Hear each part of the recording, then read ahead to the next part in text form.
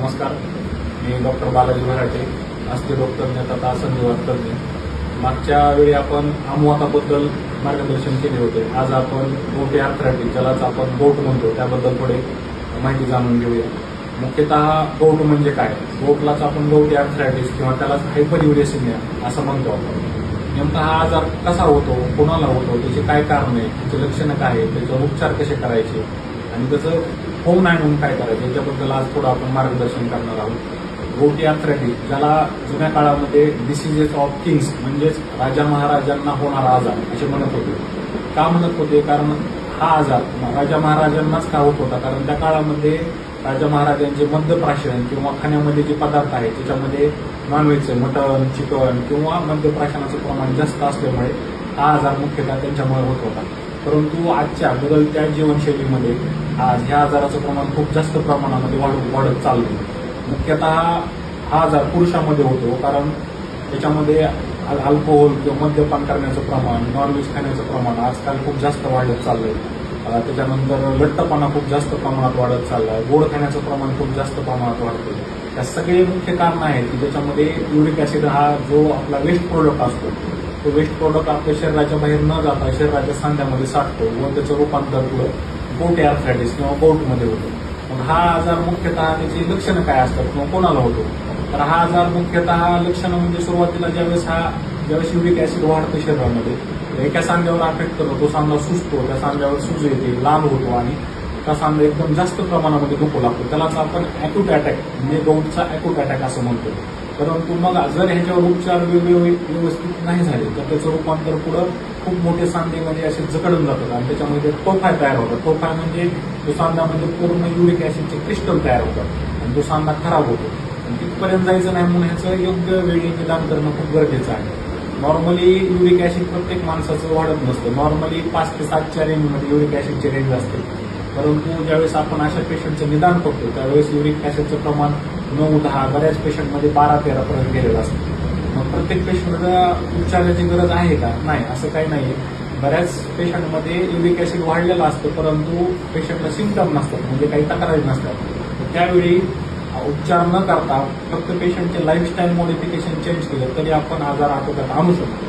मग आपण आता सांगितल्याप्रमाणे नेमका त्रास काय होतो पेशंटला? तर अशा वेळी ज्यावेळेस अॅक्यूट अटॅक येतो गोटचा, त्यावेळेस पेशंटमध्ये मी सांगितल्याप्रमाणे सगळे क्लिनिकल सिम्पटम दिसतात. सूज येते, सांधे दुखतात आणि हळूहळू शक्यतो पायाचा जो मोठा अंगठा आहे त्या ठिकाणाहून आजाराची सुरुवात होती. नंतर आजार आपला हळूहळू गुडघा, हाताचा सांधा, कोपरा अशाकडे निघून जातो. मग ह्याच्या टेस्ट कशा करायच्या? तर हा आजार ओळखण्यासाठी मुख्यतः आपण युरिक ऍसिडची ब्लडची टेस्ट आहे करतो, ज्याच्यामधून युरिक ऍसिडची लेवल आपल्या शरीरामध्ये समजून जाते. त्याच्यानंतर एक स्पेसिफिक टेस्ट असते, म्हणजे ज्या सांध्याला युरिक ऍसिड डिपॉझिट झाले तिथल्या सायन्याची सायनोव्हेल बायोप्सी किंवा सायनोव्हेल ऍस्पिरेशन करतो, ज्याच्यामध्ये आपल्याला युरिक ऍसिडचे क्रिस्टल जमा झालेले दिसतात. ही खूप अॅक्युरेट आणि एकदम महत्वाची डायग्नोस्टिक टेस्ट आहे जी युरिक ऍसिडमध्ये केली जाते. नेमका हा आजार कशामुळे होतो मी आता जसं सांगितलं तर एक प्युरिन मेटाबॉलिझमचा आजार आहे. म्हणजे आपण शरीरामध्ये जे प्युरिनचे घटक घेतो, जसे ज्या प्युरिन जर शरीरामध्ये जास्त प्रमाणात वाढलं तर त्याचा शेवटचा प्रोडक्ट म्हणजे एंड प्रोडक्ट हा आपला युरिक ऍसिड असतो. परंतु जर त्याचं घेण्याचं प्रमाण वाढलं तर तो शरीरातून बाहेर जाण्याचं प्रमाण कमी होतं. त्याच्यामुळे हा आजाराचं प्रमाण आपल्यामध्ये वाढतं. मग कशामधून वाढतं? मग जे आपण म्हणला मद्यपान, रेड मीट म्हणजेच लाल आपलं मटण किंवा चिकन किंवा असे काही पालेभाज्या असतात ज्याच्यामध्ये फ्रुक्टोज नावाचा घटक असतो, जसे की सोडा जे वापरतो आपण, त्याच्या सोड्याचं प्रमाण जर वाढण्यास जास्त दिसलं त्याच्यामधून पण हा आजार वाढला जातो. आणि मुख्य कारणे म्हणजे लाईफस्टाईल मॉडिफिकेशन कमी आणि सुविधांचा अभाव, ह्याच्यामुळे आपल्याकडे योग्य निदान होत नाही व युरिक ऍसिडचं प्रमाण ज्यावेळेस पेशंट येतो त्यावेळेस हातामध्ये पायामध्ये असे टोफाय म्हणजे असे हातामध्ये पाय असे जड झाल्यासारखे किंवा त्याच्यामध्ये गाठी आल्यासारख्या होतात. तर ती टाळण्यासाठी आपल्याला योग्य निदान करणं गरजेचं आहे. मग ह्याच्यावर उपचार कसे करतो? ह्याच्यावर मुख्यतः 2 उपचार असतात की युरिक ऍसिडचं प्रमाण कमी करायचं किंवा जे युरिक ऍसिड तयार होते त्याचं शरीरामध्ये एक्सक्रिशन म्हणजे बाहेर टाकण्याची क्षमता वाढवायची. मग असे त्याच्याप्रमाणे आपण ड्रग देतो, त्याच्यामध्ये जे औषधं देतो त्याच्यामध्ये कोल्चिसिन, ॲल्युपिरोनाल, फेबुक्सोस्टॅट असे काही ड्रग असतात जे आपण युरिक ऍसिडचं प्रमाण कमी करण्यासाठी वापरतो. पण प्रत्येक पेशंटला औषधाची आवश्यकता नसते. काही पेशंटमध्ये फक्त वजन कमी केलं, गोड करणं कमी केलं किंवा मद्यप्राशन किंवा चिकनचा वापर किंवा मटनचा वापर जर आहारामध्ये कमी केला तो हा आजार आटोक्यात आणता येतो.